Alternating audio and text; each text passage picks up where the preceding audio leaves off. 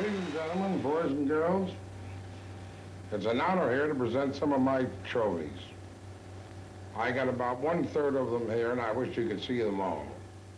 I have one in my lap here for 1921. That's just 25 years ago, or it will be pretty soon. I'll show you how it fits. It was made for my head, but I guess my head's got a little larger then. And this is the bat, the exact weight, and the exact length, and everything that goes with it. I'm proud of that bat because it represents the bat I hit my 60 home runs with. Meet Babe Ruth, the greatest hero in the history of sports. Perhaps the greatest entertainer of the 20th century. Just imagine if the Babe could take you on a personal tour through his baseball scrapbooks. Just imagine. How about it, Babe?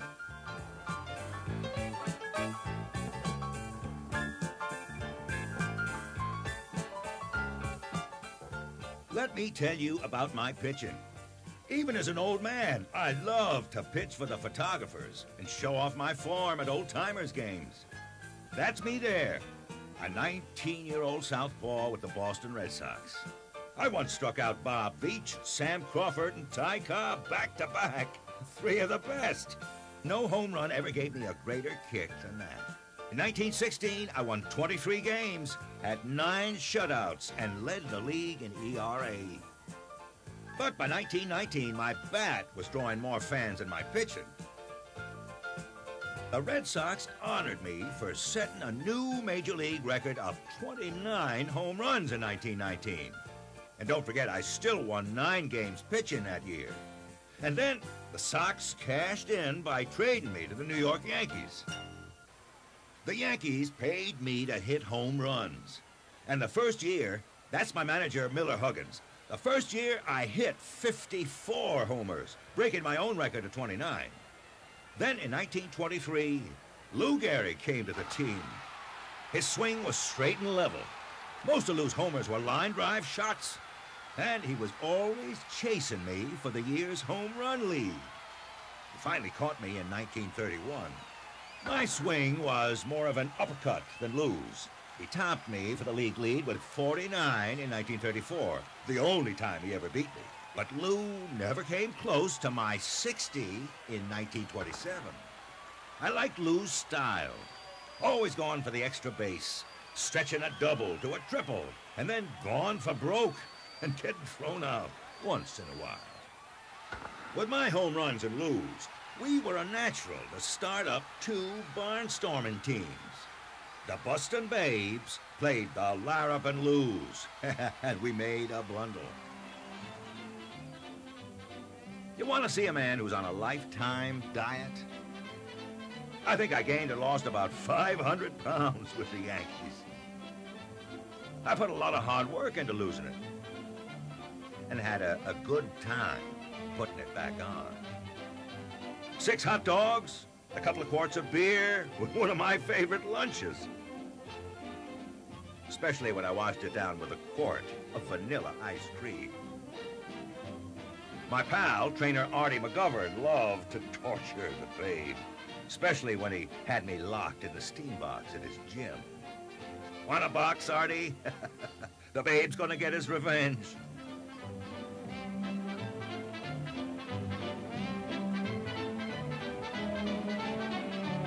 My weight loss made my manager, Bob Shalky, happy when I showed up for spring training in 1930.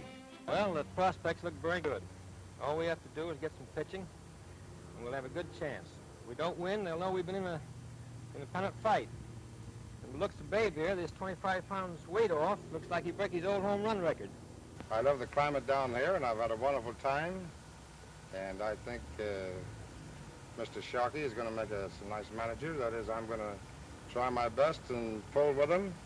I know we'll get along together, and the way I feel, I must say that I sure am feeling, and I'm in the best condition I've been in a long time. No signs of the Great Depression at our 1932 training camp. We were all eating high off the hog and had plenty of pounds to sweat off.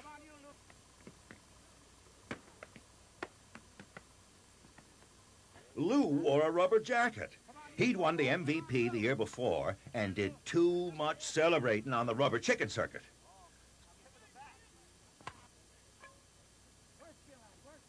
Spring training had a sweet sound all its own.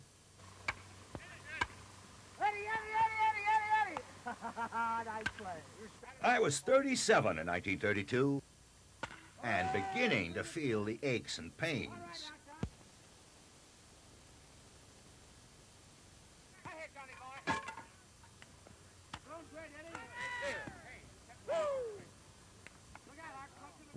We won the pennant that year, and here I am getting ready for the Cubs at the 1932 World Series.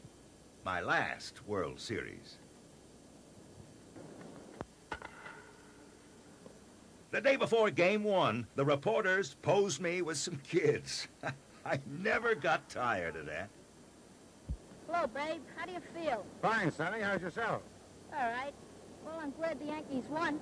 Well, so am I. I guess I'll see you in World Series games then. Well, I hope so. I guess I'm one of the lucky fellas to be able to get into 10 World Series. And the way I feel now, looks like I'll be in there. Well, hope you hit a lot of home runs. Well, I won't predict anything, but I'll sure do my best. I hope all you boys will be out there watching us. The Cubs were tough in 32. So was the commissioner, Judge Landis. But he kept the game clean. I wish I had time to say something more to you. All I can say is the teams are taking the field, and I'm very sorry you're not all here at the ball game. Mayor McKee of Chicago threw out the first ball. Pretty good toss. Frank Demery, a rookie in 32, was one of the Cub heroes with his 3-run homer. Frank hadn't been there 2 years before when Joe McCarthy, our manager now, was fired by the Cubs for not winning them the World Championship.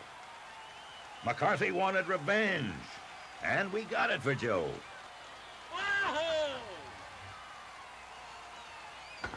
We murdered the Cubs, scored 37 runs in a 4-game sweep.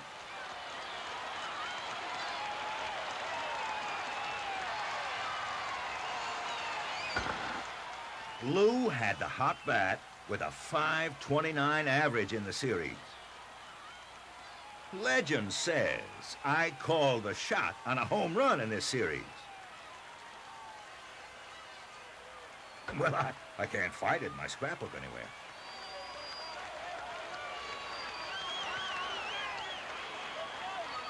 Anyway, the series belonged to Lou, who walloped 9 hits with 3 home runs and a double, scored 9 runs, and drove in 8. That's what should be remembered. I was proud to applaud Lou when I crossed the plate ahead of him.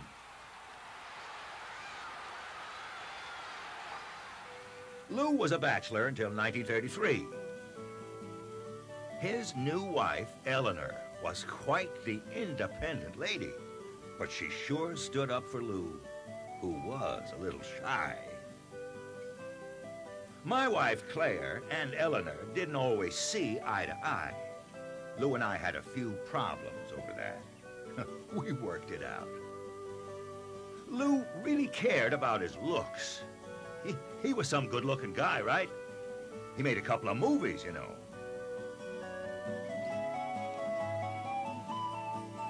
Hollywood made him a cowboy, and he didn't know a damn thing about it. Lou was scared of a horse, never rode one growing up in New York City.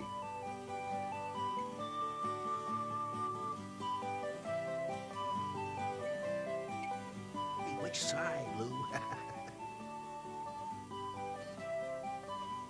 Lou may have once beat me out for the home run lead, but I sure was a better actor. Handsome devil. I made a couple of movies, including Headin' Home.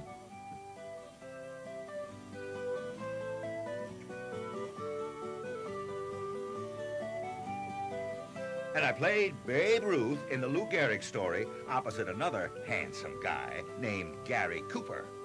Coop and I could really act. We had a good time. In 1934, Lou and I went off with our families on a trip to Japan, along with a bunch of all-stars from around the league. Connie Mack was our official manager on the trip. He had a sense of humor, you know. Connie and I had a ball. Our ship was the Empress of Japan. Very lovely. We played in Japan, Shanghai, Manila. They loved us everywhere. They loved the Babe, I'll tell you that. They mobbed us in Tokyo. There's Lou on the left. He couldn't believe the attention. You know, during World War II, Japanese soldiers used to shout out at our guys, "To hell with Babe Ruth." Me, I took it as a compliment. Their kids were like our kids. Except they thought Connie Mack was George Washington. They really liked us. Me and Lou there, Jimmy Fox, old Double X. They made us feel at home. Let me show you some real good times. I loved Hawaii. Took Claire and my stepdaughter Julia there in 1933. We did all the tourist things and loved them. Threw coins to the kids alongside our big boat in Honolulu. Duke Kahanamoku, Hawaii's famous Olympic swimming hero, taught me to surf. Well, sort of. Even kids in Hawaii all knew who the Babe was. I gave hidden lessons on the beach at Waikiki.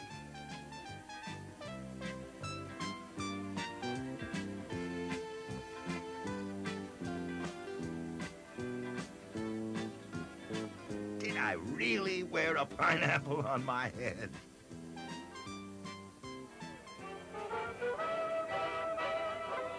A year later, my softball debut at a charity picnic. I'm the Admiral of the Swiss Navy. Now I'll cut myself a piece of ball. Okay, let's go, folks. I found out the umps are just as lousy in softball. I couldn't hit in that damn jacket. You ever see such uniforms? Now that's more like it. You bet the Babe could play softball.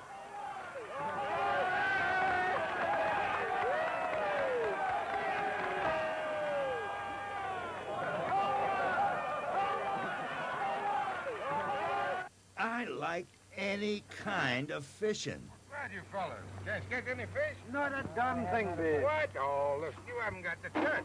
Have you got it? Oh, boy. Got a couple there. Wait a minute. Oh, he's got one. Look at there. He has. Now, that just shows how you can catch him in Orange County. Hey, how about this contraption?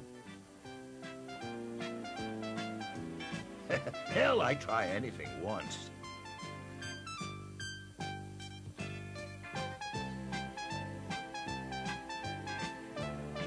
My real favorite, though, was hunting, especially with my Betsy. In baseball terms, when we get something we like, we always give it a pet name. And my pet names for things that I like bats and golf sticks and guns and things like that, we call them Betsy. So this is what I call my Betsy in shooting. And these fellas around here are taking up a lot of my time. If he was a buck, I'd just put the bead on him. Now, I'm going away, and I won't be back just a few days before Christmas. And I want to say, while I have the chance, to wish everybody a Merry Christmas and a Happy New Year.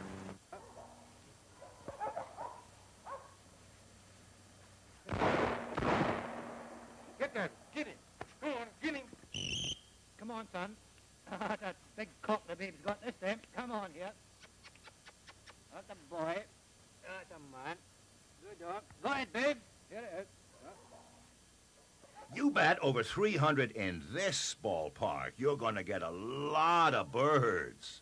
And I got a lot of birds. I guess my average wasn't so good, but I guess I got about 14 out of 20. That's pretty good for a fellow only shoots once in a while. Well, you can see for yourself how the dogs look there, and then after looking at the dogs, just look at us and you can judge for yourself the distance we covered today. I also love golf. And like my friend here, Ty Cobb, the Georgia Peach, I found there was a carryover from the baseball swing. You got the power from the turn of the body. It didn't help much with the putting, though.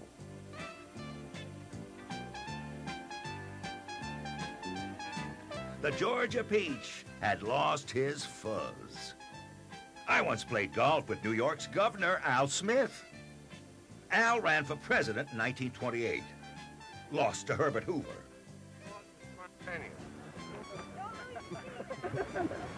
Oh, I got it chained to the ice.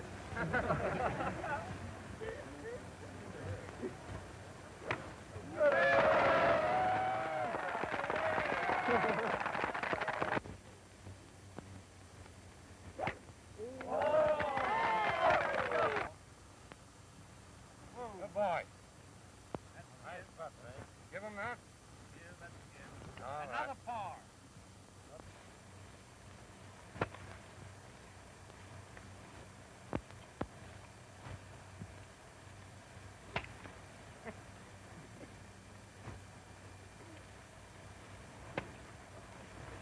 Anybody looking? Nobody looking. This Babe was some golfer. Babe Didrikson, greatest female athlete ever. Babe could play any sport. Babe Didrikson and I once teamed up for an exhibition, and 12,000 people poured across the Fresh Meadows course in New York to see us.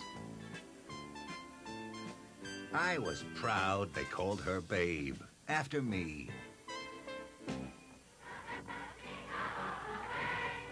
I always had a good time at Christmas, particularly with a bunch of orphan kids. I knew how they felt. I bet you didn't know. I was an orphan.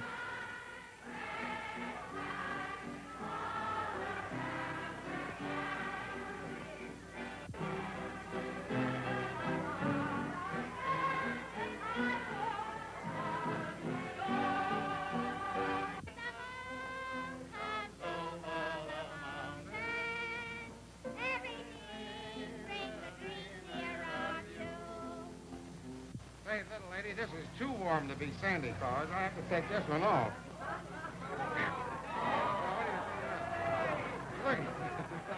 I had a great day at the first baseball all-star game in Chicago in 1933.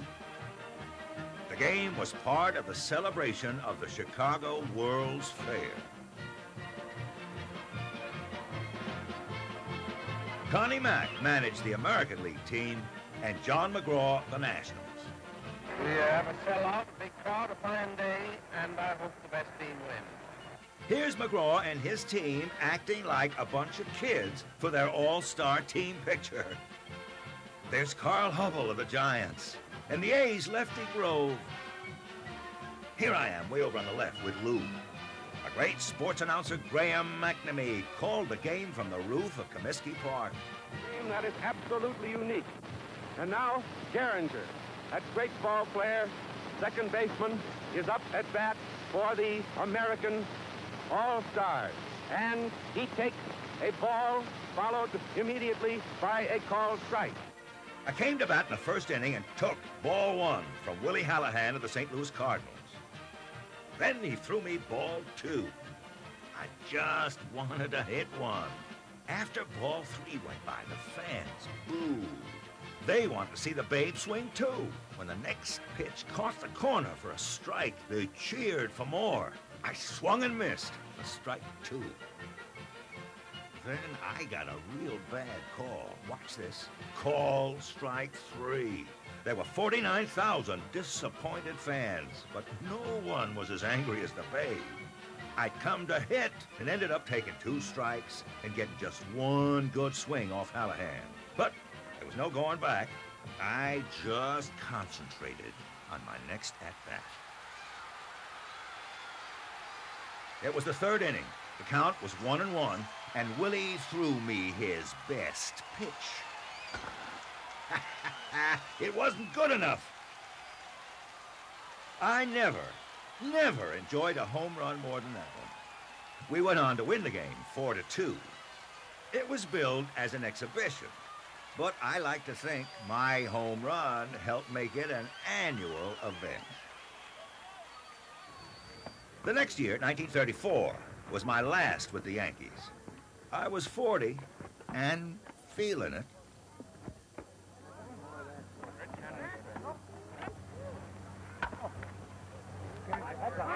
Look out for the camera. There's Lefty Gomez on the left. They called him Goofy, but there was nothing goofy about Lefty. Always threw me fastballs down the pipe. Joe McCarthy managed us in 1934. According to the last report, you made a statement that you're going to play 100 games this year, and I wouldn't be a bit surprised that you play 154 games. Well, Joe, 154 is quite a few games, but at my age, 40 years of age, 100 games, I think will be all right.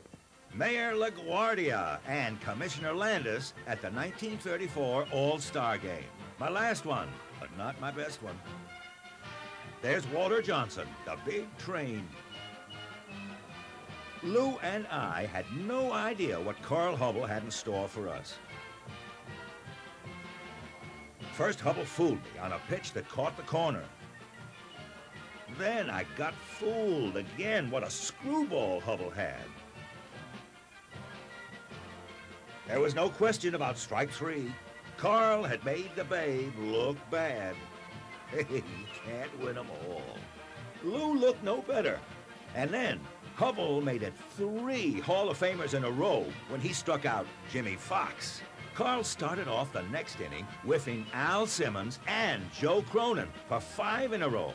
That's why they called Hubble King Carl.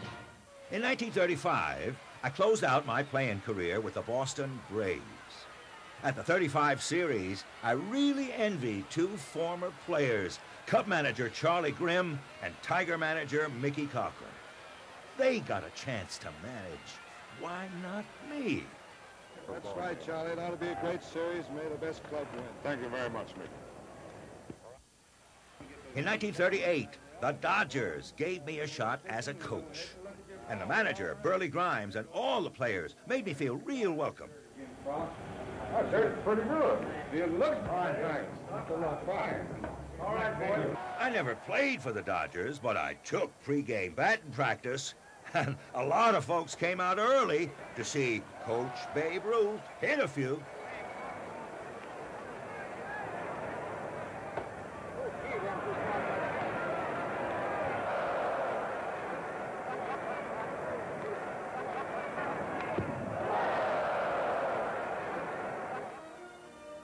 In 1939, I was out of the game, and suddenly, so was Lou. At Lou Gehrig Day, he said a sad goodbye after playing 2,130 consecutive games. Nobody's ever going to break that record. I was holding back the tears. So was our manager, Joe McCarthy, as he walked with Lou to that microphone. Lou had just a little time left. For the past 2 weeks, you've been reading about a bad break. Today, I consider myself the luckiest man on the face of the earth.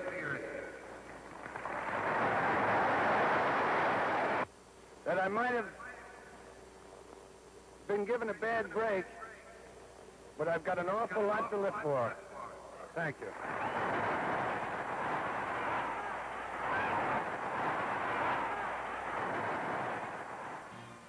Here's the old Babe during World War II, when I hit my last home runs in a couple of challenges for charity games against my old friend Walter Johnson. Walter was back on the farm, but he dug out his glove for the occasion. The big train hadn't pitched since 1927.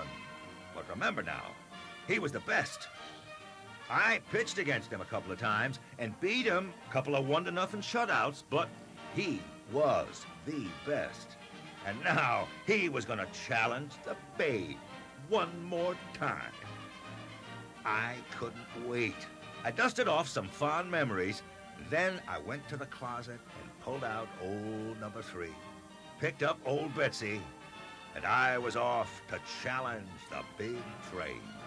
I know Claire was proud of me that day. Walter Johnson versus Babe Ruth. First time in 15 years since 1927.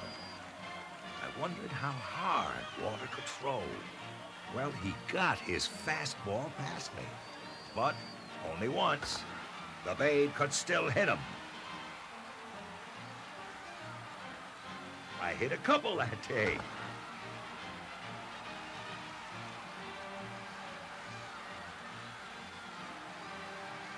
And it was very sweet for both of us. We did it again the following year. Connie Mack was there, Eddie Collins, Hans Wagner, Frankie Frisch, Roger Bresnahan, who played Major League Ball back in 1897. Hank Greenberg, who once hit 58 home runs, was there in uniform. Carl Hubble signed some autographs. And old Betsy got one more shot. Walter Johnson drew first blood and then got ahead of me, 0-2. I tell you, that hurt this old man.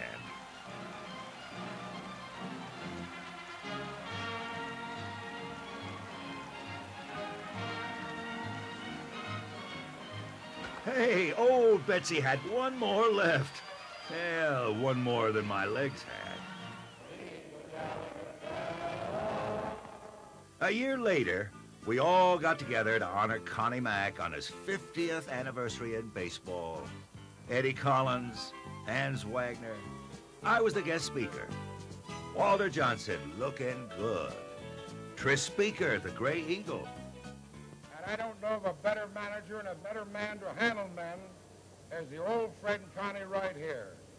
And people say, why don't Connie get out of the game? I say, Connie, you stay in this game as long as you live. The boys need you. Well, I'm going to do that.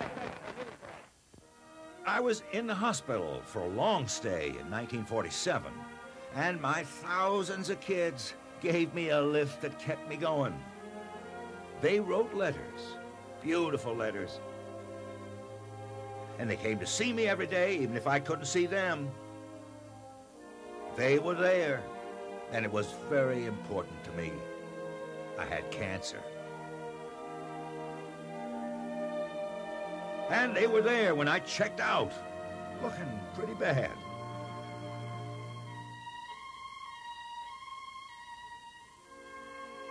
I guess they wondered if they'd ever see me again.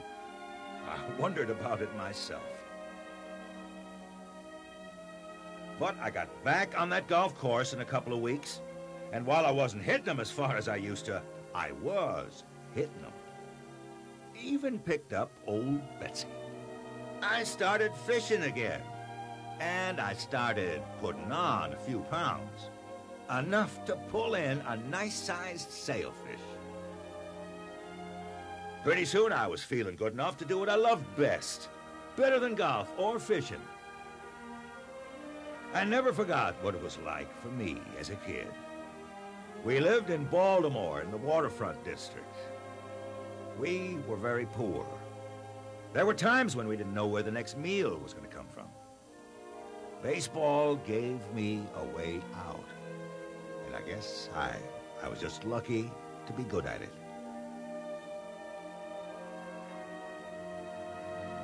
They held Babe Ruth Day for me at Yankee Stadium in 1947. And do you know it was celebrated at the same time in every major league ballpark in the land? I didn't have much voice left, but I wanted to say a few words. All my old friends were there. Bucky Harris, Joe DiMaggio.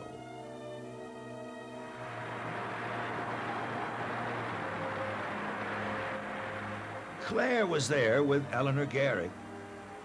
I just wished Lou could have been there. Thank you very much, ladies and gentlemen. You know how bad my voice sounds. Well, it feels just as bad. There's been so many lovely things said about me, and I'm glad that I've had the opportunity to thank everybody. Thank you. Give him away.